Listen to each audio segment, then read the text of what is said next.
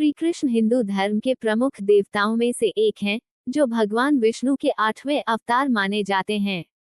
उनका जीवन और कृतित्व अत्यंत प्रेरणादायक, रहस्यमय और लीलामय है। उनकी कथा महाभारत, श्रीमद् भागवत पुराण और हरिवंश पुराण में विस्तृत रूप से वर्णित है। यहाँ श्री कृष्ण की कथा का संक्षिप्त विवरण प्रस्तुत है। ब्लोसम जन्म और बाल्यकाल। जन्म। कृष्ण का जन्म मथुरा के कारागार में हुआ था। उनके माता पिता थे देवकी और वासुदेव। कंस, जो कि देवकी का भाई था, उसे यह आकाशवाणी हुई थी कि देवकी का 8वां पुत्र उसकी मृत्यु का कारण बनेगा। इस भय से कंस ने देवकी और वासुदेव को कारागार में डाल दिया और उनके 7 बच्चों को मार डाला। जन्म रात्रि की लीला। जब श्री कृष्ण का जन्म हुआ, तभी चमत्कारिक रूप से कारागार के द्वार खुल गए, पहरेदार सो गए और वासुदेव ने बालक को गोकुल ले जाकर नंद और यशोदा को सौंप दिया। बदले में उनकी नवजात कन्या को लेकर वे लौट आए।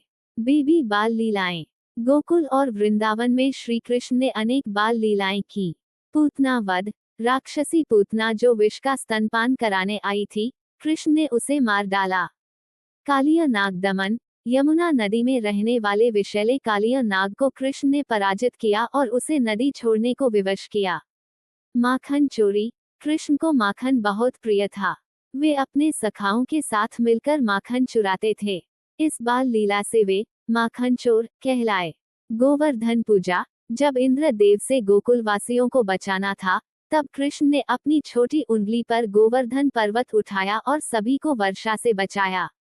रोज राधा और रासलीला। श्री कृष्ण और राधा का प्रेम दिव्य और आत्मिक प्रेम का प्रतीक माना जाता है। वृंदावन में गोपियों के साथ कृष्ण ने रासलीला रचाई, जो भक्ति और प्रेम की पराकाष्ठा मानी जाती है। Crossed swords. महाभारत और गीता।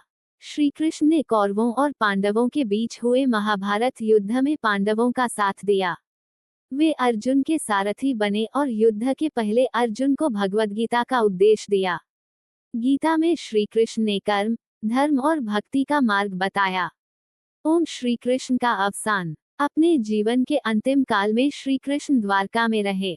उनके शरीर त्यागने की घटना को मौसल्य तीर्थ में बताया गया है, जहां एक शिकारी ने उन्हें भ्रमवश तीर मार दिया। महाभारत युद्ध के बाद की कथा। महाभारत युद्ध में श्री कृष्ण ने अर्जुन को भगवद गीता का उपदेश देकर उसका मोह दूर किया और धर्म की स्थापना में पांडवों की सहायता की। पांडवों की विजय के बाद कुरुक्षेत्र में युद्ध समाप्त हुआ, परंतु ये युद्ध कई परिवारों के विनाश का कारण भी बना। सिटीस्केप द्वारका की स्थापना। महाभारत युद्ध से पहले ही श्री कृष्ण ने यादवों के निवास के लिए द्वारका नगरी की स्थापना की थी। ये एक भव्य नगरी थी जो समुद्र के किनारे बनाई गई थी। द्वारका में श्री कृष्ण अपने कुल के साथ रहने लगे। Rice plant. सुदामा चरित्र। सुदामा श्री कृष्ण के बचपन के मित्र थे।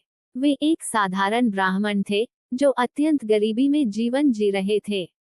एक दिन अपनी पत्नी के कहने पर वे श्री कृष्ण से मिलने द्वारका गए। वे श्री कृष्ण के लिए चिवड़े, पोहे ले गए। जब श्री कृष्ण ने अपने प्रिय मित्र को देखा तो वे भाव विभोर हो गए और उसके चरणों में गिर पड़े। श्री कृष्ण ने सुदामा को बिना कहे ही अपार वैभव और सम्मान दिया। Right arrow. ये कथा हमें सच्ची मित्रता और त्याग का संदेश देती है। क्राउन। श्री कृष्ण और शिशुपाल वध। शिशुपाल, जो कि कृष्ण का रिश्तेदार था, सदैव उनका अपमान करता रहता था। श्री कृष्ण ने उसे 100 अपराधों तक क्षमा किया, पर जब शिशुपाल ने 100 से अधिक बार उनका अपमान किया, तब श्री कृष्ण ने अपने सुदर्शन चक्र से उसका वध कर दिया। एंड। यदुवंश का नाश और श्री कृष्ण का निर्वाण। युद्ध के वर्षों बाद यदुवंशियों में आपसी कलह बढ़ने लगी। एक बार सब यदुवंशी प्रभास क्षेत्र में एक तीर्थ यात्रा पर गए। वहां एक विवाद इतना बड़ा कि यदुवंशियों ने आपस में ही एक दूसरे को मार डाला। श्री कृष्ण ने इस संहार को नियति का परिणाम मानते हुए जंगल में एक पीपल के पेड़ के नीचे विश्राम किया। अब उसी समय एक शिकारी, जरा, ने उन्हें हिरण समझकर तीर चला दिया। श्री कृष्ण को वह तीर पैर में लगा। ये वही स्थान था जहां भगवान राम, श्री कृष्ण के पूर्वजन्म, को बाली ने छिपकर मारा था। इसे कर्मफल के रूप में देखा जाता है। संत श्री कृष्ण के देहत्याग के बाद श्री कृष्ण के देहत्याग के बाद द्वारका समुद्र में समा गई।